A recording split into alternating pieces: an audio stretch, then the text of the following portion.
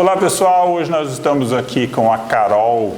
Carol é vereadora na cidade de Curitiba e a gente tem visto algumas polêmicas surgindo, não são polêmicas atuais, não são polêmicas do nosso contexto, mas são polêmicas da sociedade. E a gente está aqui para bater um papo com a Carol, para ver, né, um olhar mais apurado, mais técnico das situações, de como ela vê. Mas, acima de tudo, a gente quer conversar com a Carol, ser humano, mulher preta, que ocupa um espaço, né, que até então não era ocupado, que faz um discurso para além da realidade do espaço que ela ocupa na Câmara de Vereador, que tem um olhar preocupado com a sociedade. Então é isso que a gente vai bater esse papo hoje, falar sobre. Carol, como foi sentar na cadeira, como foi vivenciar essa realidade, como foi para sua família conceber isso, né? Porque nós temos família, né? Muitas vezes nós não deixamos eles à mostra para protegê-los, mas, no entanto, acaba que eles estão envolvidos sem querer nesse projeto. Como é que foi para você fazer essa relação? Sentar na cadeira especificamente, né, começando por essa primeira pergunta, foi uma alegria pessoal, claro, mas também uma alegria coletiva, porque para que eu chegasse nesse lugar, houve uma mobilização, uma construção de muitas pessoas e uma construção que não começou comigo.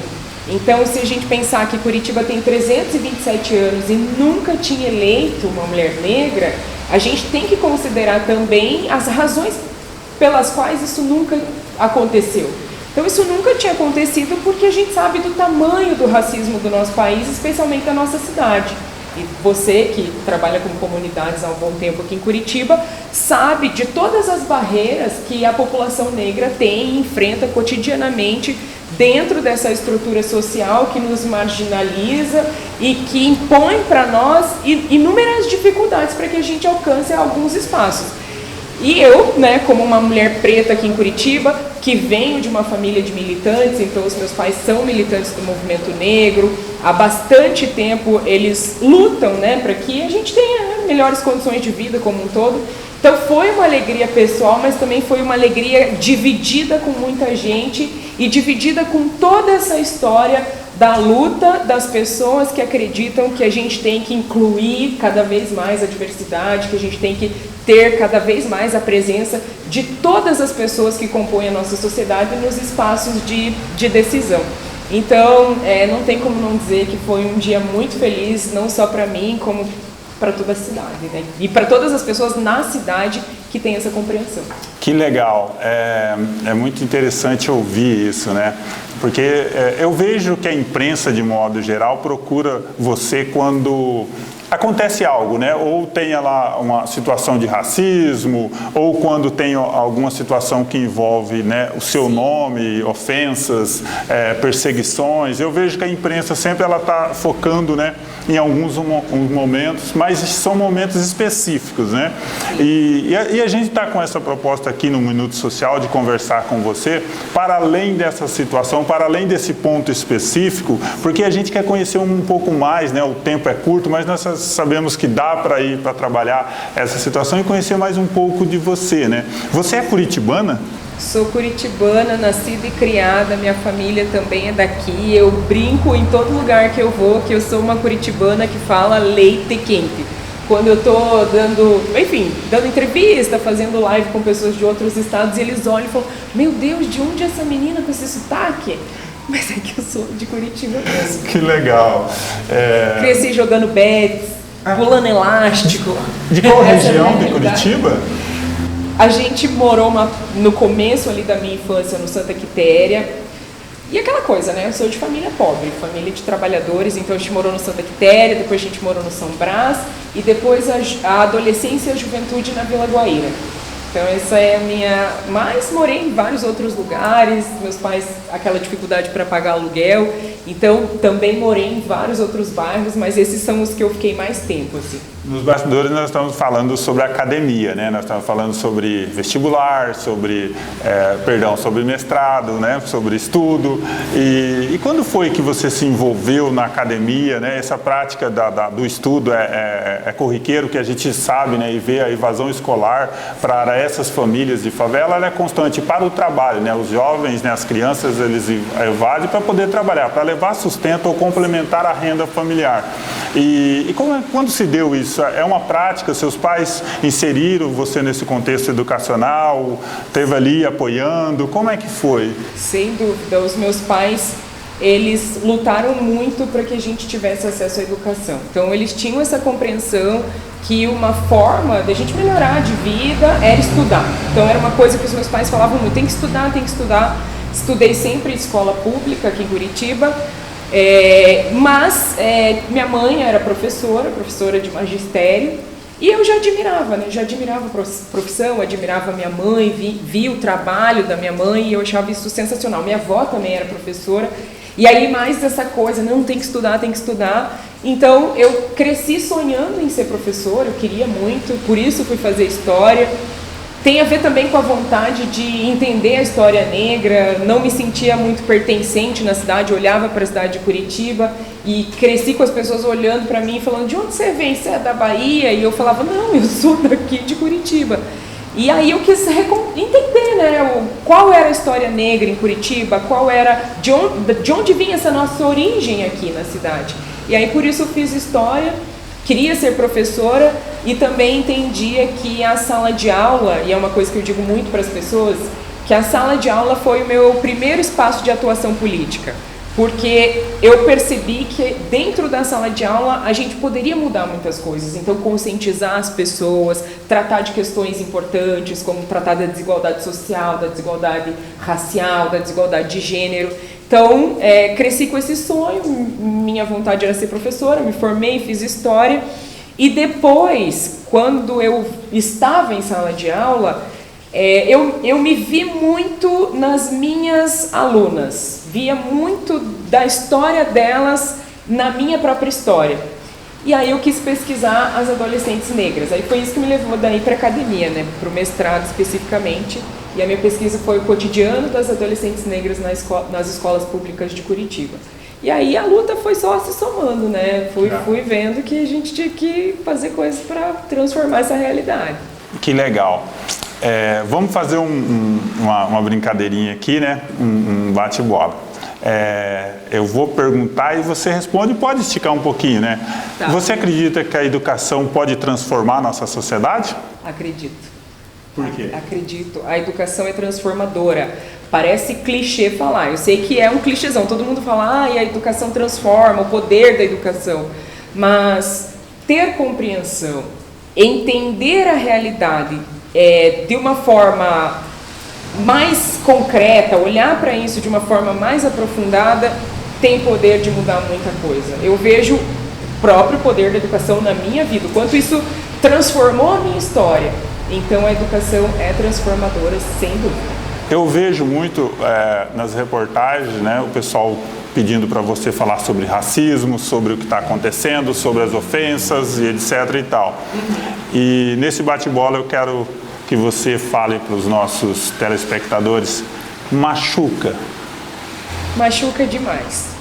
Machuca muito.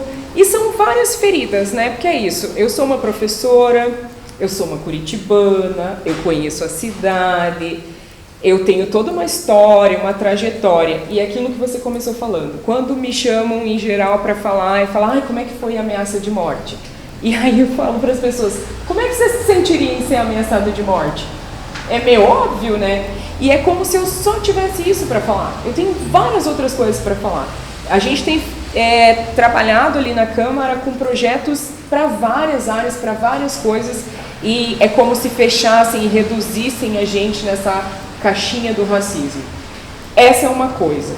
E as próprias ameaças, né? Recentemente eu entrei com um processo agora contra 25 perfis da internet que me atacaram com injúrias raciais, ameaça de morte e várias outras coisas. Isso machuca também, muito, porque isso demonstra o quanto as pessoas, não todas, né? Claro que isso não é o todo da população, inclusive nem estaria eleita se fosse isso, mas isso mostra quanto muitas pessoas ainda têm essa ideia de que nós, negros, de que as mulheres negras não podem estar em alguns espaços. Como assim que você está nesse espaço? Como assim que você... Então, sentir esse preconceito mesmo, porque o fundo das ameaças, o fundo das injúrias é racista e machista. Então, sentir isso machuca mesmo.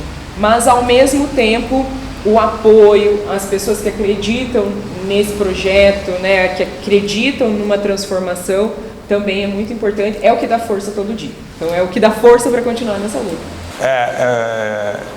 Meu último questionamento vai ao encontro do que você acabou de falar. Isso é motivo para você continuar? Isso te dá força? O que te dá força hoje para continuar? Porque não é fácil, né, receber ameaças, como você falou, né? Coloca o outro nessa posição de reflexão, porque em hipótese alguma a gente vai conseguir ocupar o seu lugar e ver o que você sente, o tanto que isso machuca, o tanto que dói, entendeu? E tem uma construção, tem uma luta, tem um investimento familiar nessa história, entendeu? Tem o seu próprio investimento, tem o seu próprio esforço, né? E tudo isso a gente tem que valorizar, a gente tem que respeitar, e a partir dessa premissa, o que te leva a continuar hoje? O que te leva a sentar naquela cadeira todos os dias e brigar e lutar por milhares de mulheres e de pessoas? A mesma coisa que me fez acordar e dizer: quero ser uma professora, quero entrar na sala de aula, quero formar pessoas, quero ver a transformação dessa realidade, e que eu possa ser esse agente de transformação nas coisas mínimas que sejam. Então, desde que eu comecei lá atrás, eu ficava feliz de poder conversar com os alunos, sempre fiquei feliz de ver a transformação na vida dos meus alunos, e é a mesma motivação. O que me faz levantar todos os dias, o que me faz ter força para ir para aquele plenário e travar os embates que tenho que travar, é essa vontade de mudar aquilo que me fez sofrer tanto, aquilo que fez a minha família sofrer tanto, aquilo que impôs tantas dificuldades para nós, para os meus vizinhos, para as pessoas ao meu redor, e continua sendo esse o sentimento. É isso que me faz levantar da cama todos os dias, o que me faz continuar, né? Porque poderia me abater, poderia me esconder, mas isso não faz muito sentido, né? Então... É um prazer falar com você, ouvir você. O nosso tempo ele é curto, né? Mas os poucos minutos que nós estivemos aqui foi assim, de uma experiência que nós vamos levar para a vida. Não só eu, como a Adriana, como toda a equipe do programa Talentos, né? Foi um prazer receber você, falar com você e estar com você. Você é um orgulho para nós, né? Enquanto pessoa, enquanto ser humano, a sua história, entendeu? E a gente só tem a agradecer você por dar essa oportunidade, né? Você está nos dando essa oportunidade de ouvir, e também as pessoas que estão nos assistindo.